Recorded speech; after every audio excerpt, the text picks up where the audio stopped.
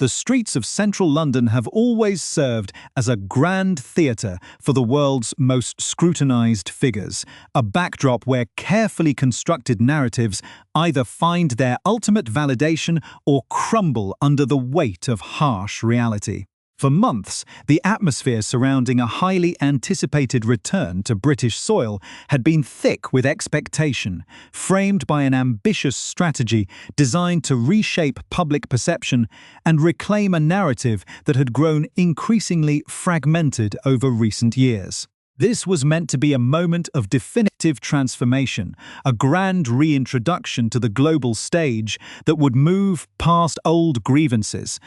and establish a serious authoritative presence capable of influencing international conversations and commanding widespread respect. The preparation had been meticulous, spanning across continents and months of strategic planning, all aimed at ensuring that every appearance, every photograph, and every public statement would project strength, philanthropy, and an undeniable relevance that could not be easily dismissed by critics. There is a specific kind of gravity that accompanies individuals who have chosen to walk away from traditional structures only to try and build their own independent empires on the global stage, relying entirely on the power of their personal brand and the consistency of their message. When the stakes are this high, every single detail matters, from the choice of charitable causes to the tone of voice used in international publications, creating a complex web of expectations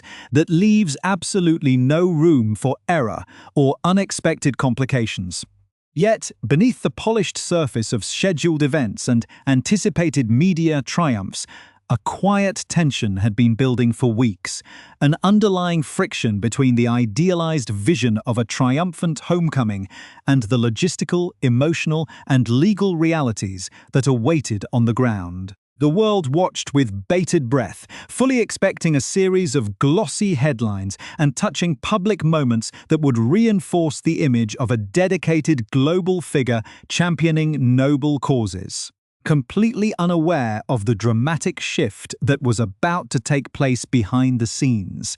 as the days crept closer to the official commencement of this high-stakes visit. The contrast between the public relations strategy and the unfolding reality began to sharpen into a stark and unforgiving portrait of isolation. Over the past 6 months to a year, a very deliberate and aggressive shift in public presentation had been clearly observable, characterized by high-profile appearances in unexpected global arenas, strongly worded articles addressing deep societal issues, and an overall effort to be taken as a character of significant weight and substance. This was not merely about maintaining a connection to charitable endeavors, but about establishing a profound commercial and moral authority that could sustain a highly lucrative international speakings circuit and attract major global sponsors. When you are selling a vision of leadership and global influence, your credibility is your most valuable currency,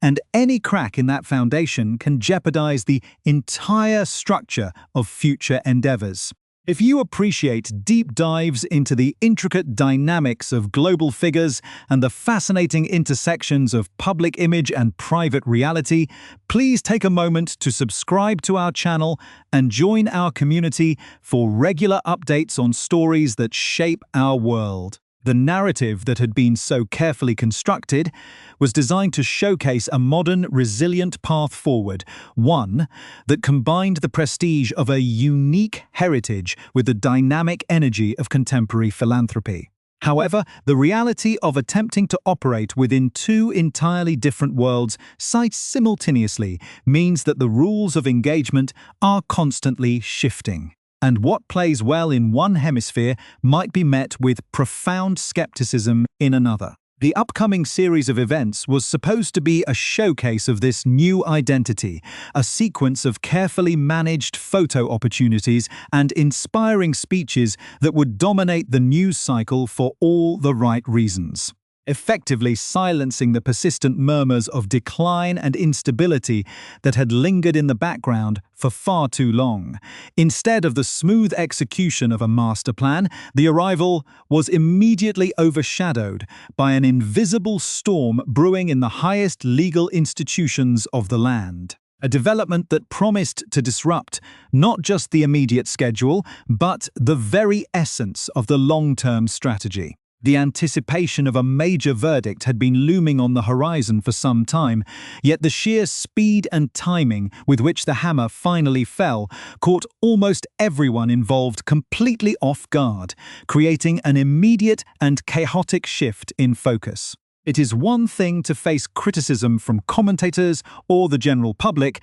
but it is an entirely different matter when a formal, authoritative judgment directly challenges the very core of your credibility and public standing. This sudden legal development did not just arrive as a minor inconvenience. It struck at the absolute worst possible moment, precisely when the spotlight was brightest, and when the narrative was supposed to be entirely focused on celebration, charity, and renewal. The shockwaves of this decision began to ripple through the inner circles immediately, creating a profound sense of frustration and anger that stood in total opposition to the serene, composed image that was meant to be projected to the world. The grand plans for a redemption tour, filled with positive headlines and heartwarming engagements, were suddenly forced to contend with an overwhelmingly negative distraction that threatened to eclipse everything else.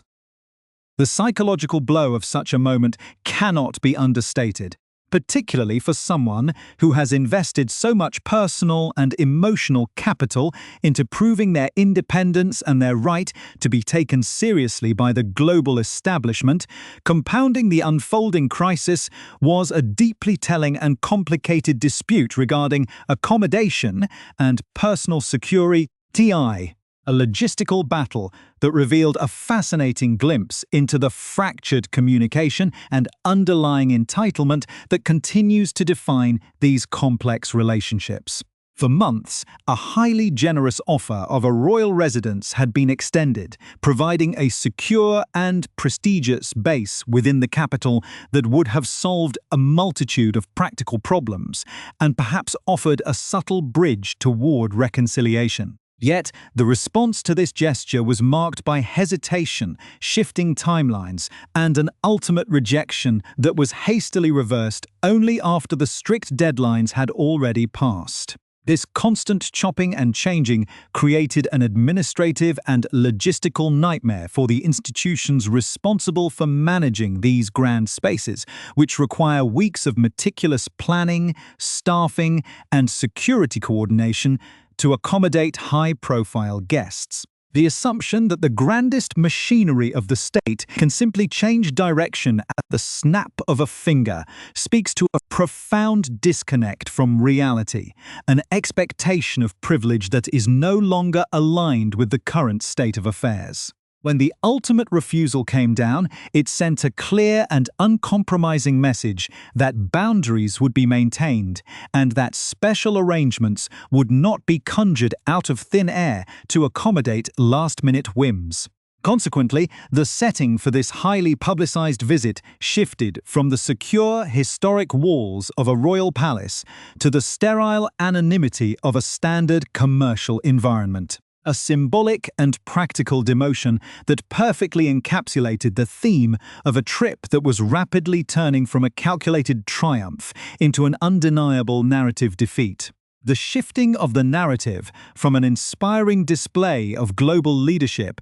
to a stark struggle for credibility became fully visible when the High Court delivered its sweeping and financially devastating verdict. For an individual who has aggressively sought to position himself as an influential international figure over the past year, this judicial decision represents far more than a lost legal battle. It stands as a direct and official dismantling of his personal authority. The core of the issue rests on the reality that a prominent global presence requires a foundation of absolute trust and serious substance if it is to be sustained commercially and socially on the world stage. To have a senior judge explicitly declare in a public ruling that a witness lacks credibility is a catastrophic blow to a brand that relies almost entirely on the power of its moral persuasion. This development instantly weaponizes all the existing criticisms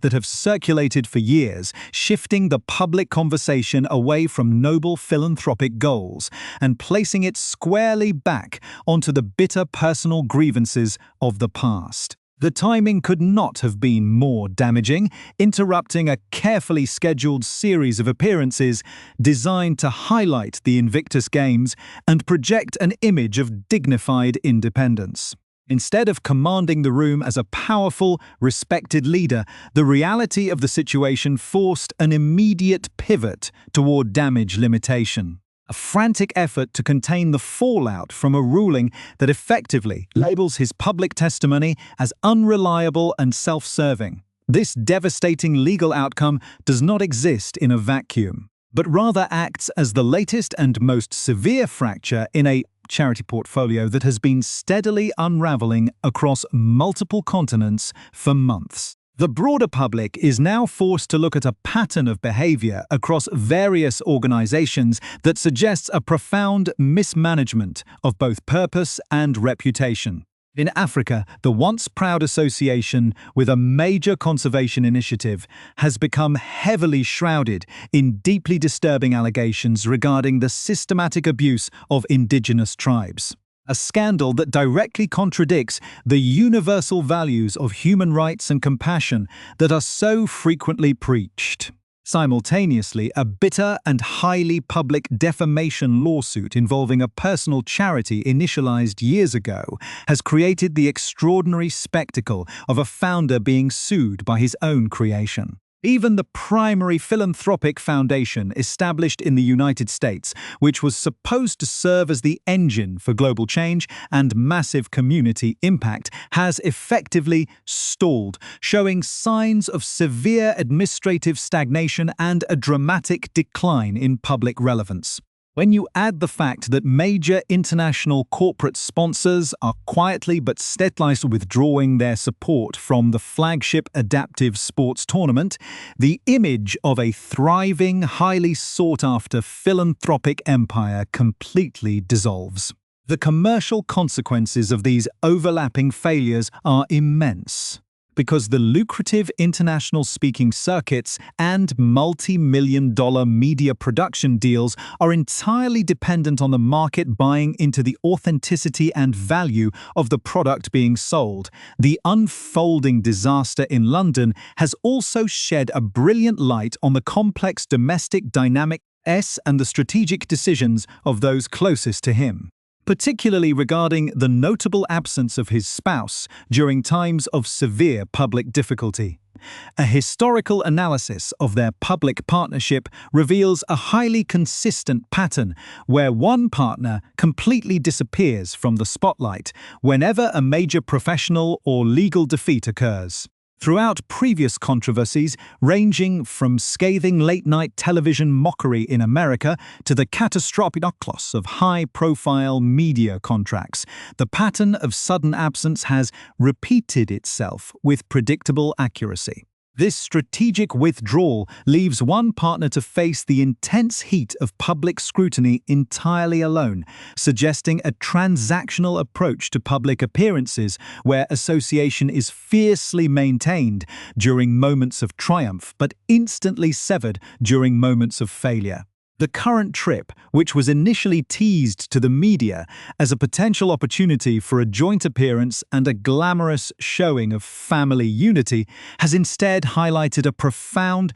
professional and personal isolation. This reality completely undermines the carefully crafted image of a unified team fighting against the world, revealing instead a fragmented operation where individual brand protection consistently takes precedence over mutual support in times of crisis, behind the closed doors of the temporary. Non-royal accommodation, the atmosphere can only be described as one of intense frustration and growing anger as the reality of these multi-layered defeats sinks in. The psychological impact of being denied the very things craved most, specifically the prestige of state-funded armed protection and the validation of royal proximity,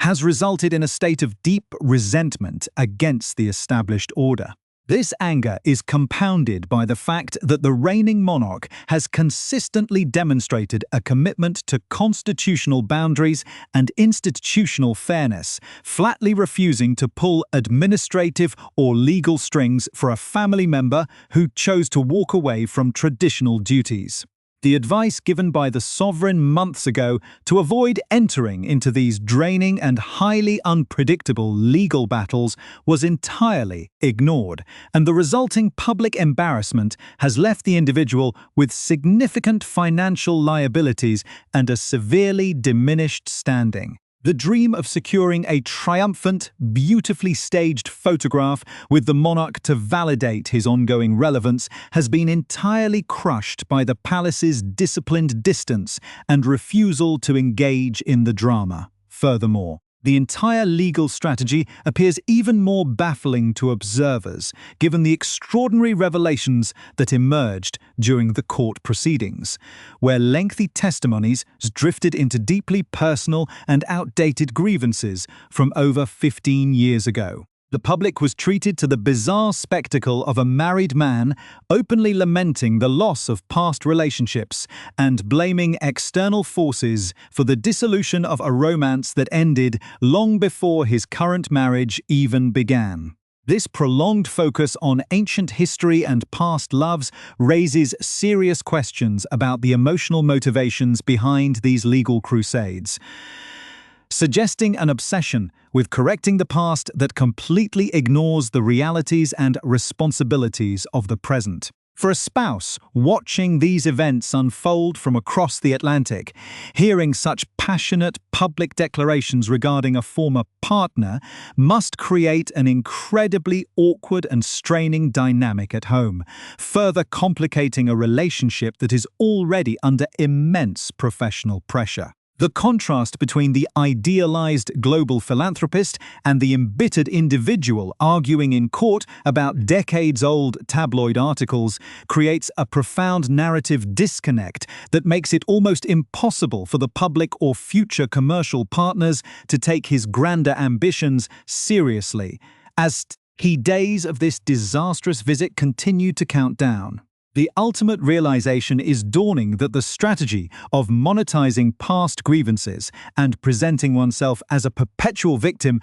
has finally reached its absolute limit of effectiveness. The global audience, particularly in the highly competitive and success-driven American market, has grown completely exhausted by the continuous loop of complaints, legal battles, and shifting demands. People naturally gravitate toward achievement and positive contribution, and when a brand produces nothing but expensive court cases, public family disputes, and failing charitable ventures, its value rapidly plummets to zero. The illusion of possessing an influential, progressive global voice has been thoroughly shattered by the realities of an empty calendar, a distinct lack of official support, and a devastating judicial ruling that will permanently alter how his testimony and character are viewed by the public and the media alike. The long-term implications of this legal and professional collapse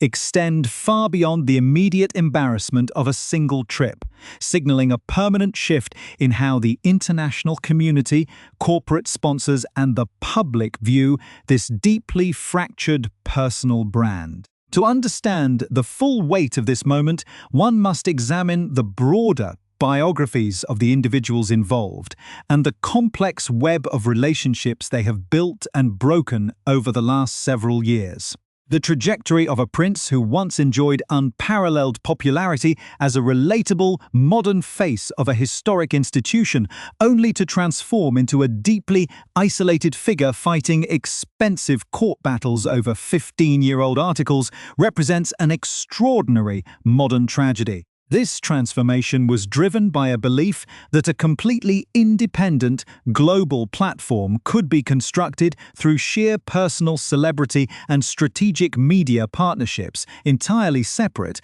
from the institutional framework that originally provided his relevance. However, the reality of the global market is unforgiving, and the transition from a revered public servant to a commercial entity requires a level of authenticity, stability, and professional competence that has been consistently lacking throughout this chaotic evolution. The failure to establish a credible authoritative voice means that the initial wave of multi-million-dollar corporate enthusiasm has officially dried up, leaving a wake of cancelled contracts, stalled projects, and a rapidly diminishing circle of influential allies. At the heart of the current crisis is the profound structural collapse of the various entities that were supposed to provide the institutional foundation for this new global identity. The biography of the primary philanthropic foundation, established in California,